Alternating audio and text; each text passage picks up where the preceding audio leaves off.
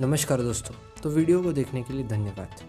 मैं अभी आपसे बात इसलिए कर रहा हूँ क्योंकि मुझे आपका फीडबैक चाहिए। मुझे जानना है कि मैं वीडियो में क्या इम्प्रूव कर सकता हूँ और कौन से नए टॉपिक्स पे मैं वीडियो बना सकता हूँ। अभी जो वीडियो मैं बना रहा हूँ उसमें और क्या इम्प्रूवमेंट्स होने चाहिए या फिर मुझे क्या ऐड और एडिशन करना चाहिए उस वीडियो में, ये मुझे आपसे जानना था।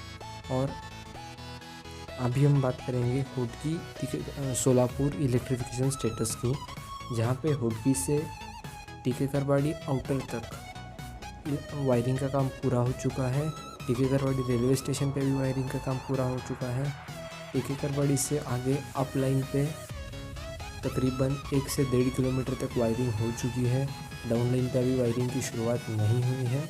और सोलापुर की ओर से सोलापुर आउटर यानी सोलापुर होम सिग्नल तक, जो टीकेकरवाड़ी साइड पे सोलापुर होम सिग्नल है, वहाँ तक वायरिंग का काम ऑलमोस्ट पूरा हो चुका है।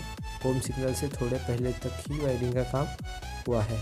तो इस वीडियो में बस इतना ही। वीडियो पसंद आया तो लाइक कीजिए, शेयर कीजिए अपने दोस्तों के साथ और चैनल को सब्सक्राइब करके बेल आइकन दबाना ना भूलें।